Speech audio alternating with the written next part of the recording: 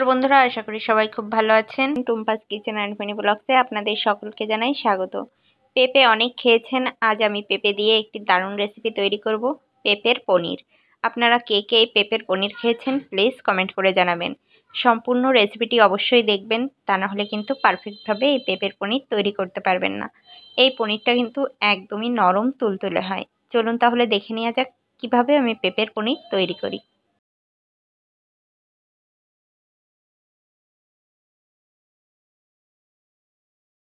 পেঁপের পনির তৈরি করার জন্য আমি একটা পেঁপে পরিষ্কার করে ছেলে কেটে নিয়েছি। এখন এটাকে আমি খুব ভালোভাবে মিহি মিহি করে কুচি করে নেব। হাতে কুচি করা যাবে না, এভাবে গ্রেটার দিয়ে কুচি করে নিতে হবে। একদম ছোট করে কুচি করতে হবে, তা না হলে কিন্তু পেঁপেটা ভালোভাবে সেদ্ধ হবে না। দেখুন বন্ধুরা, ঠিক এভাবে ছোট ছোট করে কুচি করে নিতে হবে। এভাবেই আমি পুরো পেঁপেটা কুচি করে নেব। আপনারা অবশ্যই গ্রেটার দিয়ে এই কাজটা করবেন। দেখুন বন্ধুরা, পুরো পেঁপেটাই আমি এভাবে গ্রেটার দিয়ে কুচিয়ে নিয়েছি। এখন এখানে দিয়ে দেব স্বাদ মতো লবণ। অবশ্যই স্বাদ মতো লবণ ব্যবহার করবেন। এখন এখানে নিয়ে নিয়েছি 1 কাপ চালের আটা। আপনারা এখানে চাইলে ময়দাও ব্যবহার করতে পারেন, তবে চালের আটা দিয়েও কিন্তু এই রেসিপিটা খুব সুন্দর হয়। এখন এই 1 কাপ চালের আটা দিয়ে আমি খুব ভালোভাবে পেঁপেটা মেখে নেব। অবশ্য কম বেশি লাগতে পারে, পেঁপেতে যদি একটু বেশি জল থাকে তাহলে একটু বেশি পরিমাণ চালের গুঁড়ো দেবেন। তবে খুব শক্ত একটা খামির তৈরি করবেন না। আপনারা দেখলে নিশ্চয়ই বুঝতে পারবেন আমি কিভাবে খামিরটা তৈরি করে নিচ্ছি। দেখুন বন্ধুরা, ঠিক এরকম হবে, খুব বেশি লাগেনি। এখানে আমার 1 কাপের থেকে একটু বেশি লেগেছে। এখন একটা প্লেটে আমি পরিমাণ মতো সয়াবিন তেল লাগিয়ে নিয়েছি, যেন এটা আটকে না যায়। এখন মিশ্রণটা আমি এভাবে প্লেটে ছড়িয়ে দেব এবং খুব সুন্দর করে হাত দিয়ে চেপে চেপে সেট করে দেব। এভাবেই কিন্তু পনিরটা তৈরি করে নিতে হবে। এই রেসিপিটা কে কে তৈরি করে খেয়েছেন অবশ্যই জানাবেন। আর যারা এখনও খাননি প্লিজ একবার হলেও এই রেসিপিটা ট্রাই করবেন।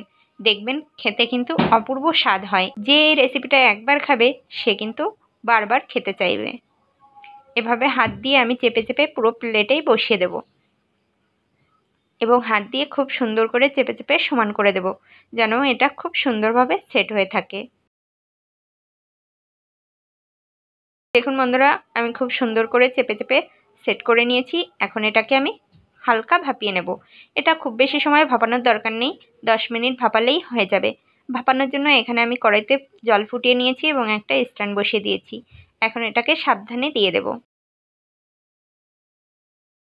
দেখুন বন্ধুরা, কতটা সাদা হয়েছে। এটা ভাপানোর পরেও কিন্তু সাদা থাকবে। এখন ঢাকা দিয়ে 10 মিনিটের জন্য অপেক্ষা করব। 10 মিনিট হয়ে গিয়েছে। এখন আমি ঢাকনা উঠিয়ে দেখাচ্ছি। দেখুন বন্ধুরা, কত সুন্দর হয়েছে। এখন কিন্তু ভেজা ভেজা আছে, অবশ্যই এটাকে ঠান্ডা করে নিতে হবে। দেখুন বন্ধুরা, আমি সম্পূর্ণ ঠান্ডা করে নিয়েছি। ঠান্ডা করে না নিলে এটা কিন্তু কাটার সময় ভেঙে যাবে। এজন্য অবশ্যই ঠান্ডা করে নেবেন, তাহলে খুব সুন্দরভাবে এটা কাটা যাবে। এখন আমি খুব সুন্দর করে এটাকে কিউব করে কেটে নেব।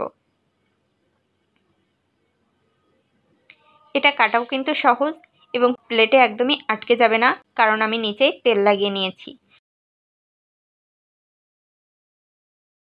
দেখুন বন্ধুরা, দেখে নিশ্চয়ই বুঝতে পারছেন কতটা নরম তুলতুলে হয়েছে।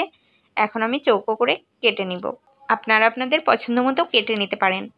আমার এই রেসিপিটি যদি আপনাদের ভালো লাগে অবশ্যই লাইক কমেন্ট শেয়ার করবেন এবং আমার চ্যানেলটি যারা সাবস্ক্রাইব করেননি তারা অবশ্যই সাবস্ক্রাইব করে আমার পাশে থাকবেন এবং সামনে এগিয়ে যেতে সাহায্য করবেন।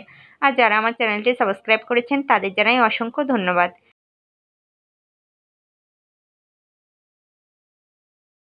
দেখুন বন্ধুরা, কত সুন্দর উঠে এসেছে। এভাবে প্রত্যেকটাই উঠে আসবে, কখনো প্লেটে আটকে যাবে না। এজন্য অবশ্যই তেল লাগিয়ে নিতে হবে। আপনারা চাইলে ঘিও লাগিয়ে নিতে পারেন। এভাবে আমি সবগুলো উঠিয়ে নেব।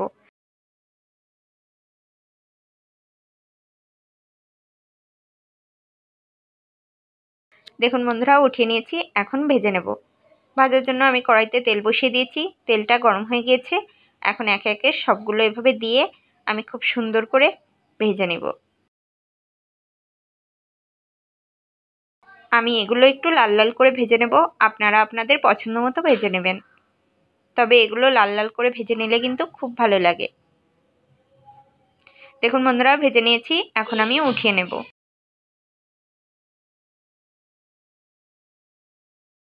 এখন আমি সব উঠিয়ে নিচ্ছি।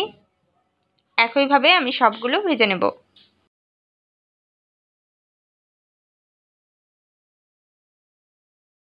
এখন আমি ওই তেলের উপর দিয়ে দেব জিরা ফোড়ন এবং তেজপাতা।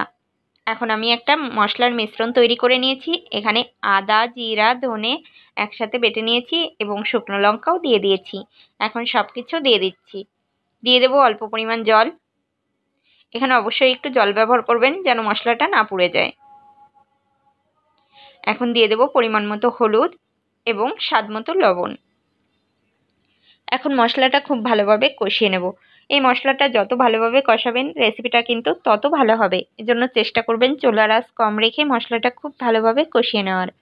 দেখুন বন্ধুরা, মশলাটা আমি খুব ভালোভাবে কষিয়ে নিয়েছি এবং তেল ছেড়ে দিয়েছে এবং কত সুন্দর একটা কালার এসেছে। এখন আমি এখানে দিয়ে দেব পরিমাণ মতো গরম জল। অবশ্যই এই রেসিপিতে গরম জল ব্যবহার করবেন, তাহলে রেসিপির স্বাদটা খুব ভালো থাকবে। এখন জলটাকে আমি খুব ভালোভাবে ফুটিয়ে নেব।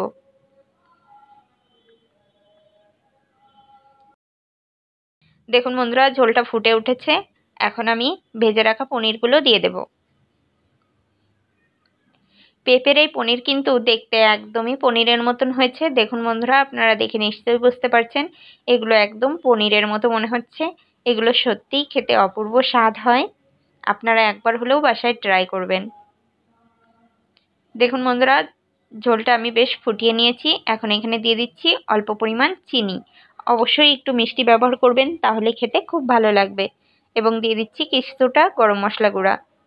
গরম মশলা দিলেও কিন্তু খুব সুন্দর একটা ফ্লেভার আসবে। এজন্য অবশ্যই গরম মশলা এবং সামান্য পরিমাণ চিনি ব্যবহার করবেন, তাহলে খেতে খুব ভালো লাগবে। এখন আমি খুব বেশি জাল করব না, কারণ এই পনিরটা অনেকটাই জল টেনে নেবে। এজন্য 1 মিনিট মতো ফুটিয়ে নেব।